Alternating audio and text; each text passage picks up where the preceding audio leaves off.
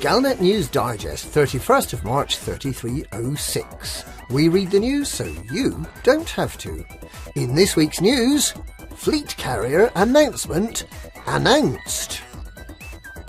What's a fleet carrier? But is there a downside? Fleet carrier announcement announced. Just as an extra little treat, we're going to allow squadrons to purchase their own fleet carriers. So these are, these really large vessels, these really large dockable vessels are going to act as a mobile base of operations for squadrons where its members can refuel, rearm and respawn. In October 3303, the Pilots Federation announced that a brand new type of ship, the fleet carrier, would become available by the end of 3304. This turned out to be optimistic. In July 3305, the Pilots Federation announced that fleet carriers would be available to buy by the end of the year. They even showed some video of fleet carriers flying about. This also turned out to be optimistic.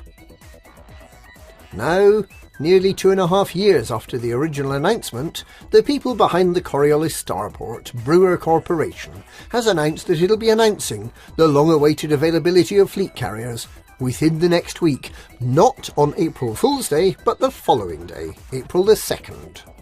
Fleet carriers will be available to test drive 5 days later, on the 7th of April, and will eventually become available to own in June, a mere 32 months after they were first announced, although this remains subject to further change. Now we know why Commander Dav Stott has that big red button in his surface base. What is a fleet carrier? What exactly is one of these newfangled fleet carriers, and why would you want to buy one? Well, it's your own mobile space station with 16 landing pads.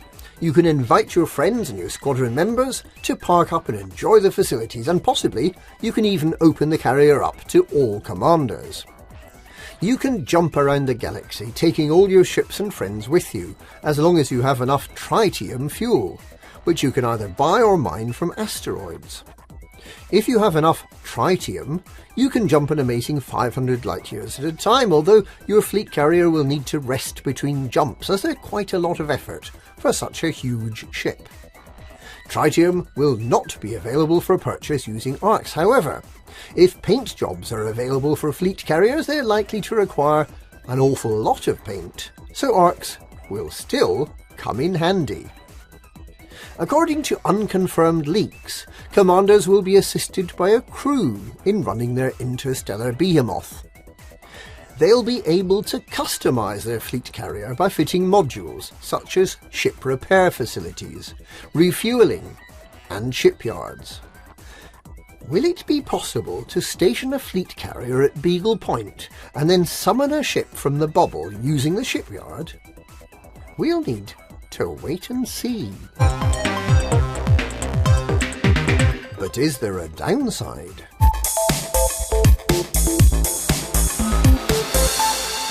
Fleet carriers are not the cheapest ship you can buy. In fact, they're reassuringly expensive.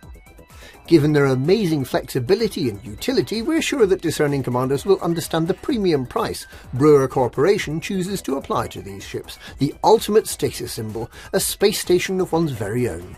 Fleet carriers come at a starting price of 5 billion credits, with additional customizations available at extra cost. If Sir wants a walnut veneer on the flight console, no doubt it can be arranged, and of course Sir will not be concerned by the slight additional fee.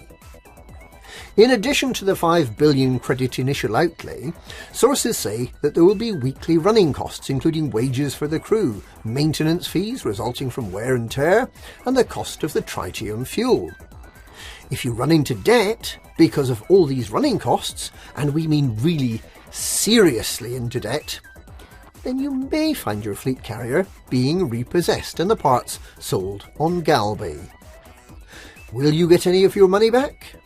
Many commanders have been walking in circles, wearing placards announcing the end of the world, because when you have only half the picture, well, why not assume the worst? On the plus side, fleet carrier owners will be able to set the buying and selling prices of commodities bought and sold on their ship, and can apparently also set tariffs, so they may be able to offset the cost of their fleet carrier, or even make a healthy profit. Imagine a mining support carrier 20,000 light years from civilization. How much of a premium could you gain from all that painite, ice diamond and void opals, from these pristine rings, by buying low from the miners and selling high when you get back to the bubble?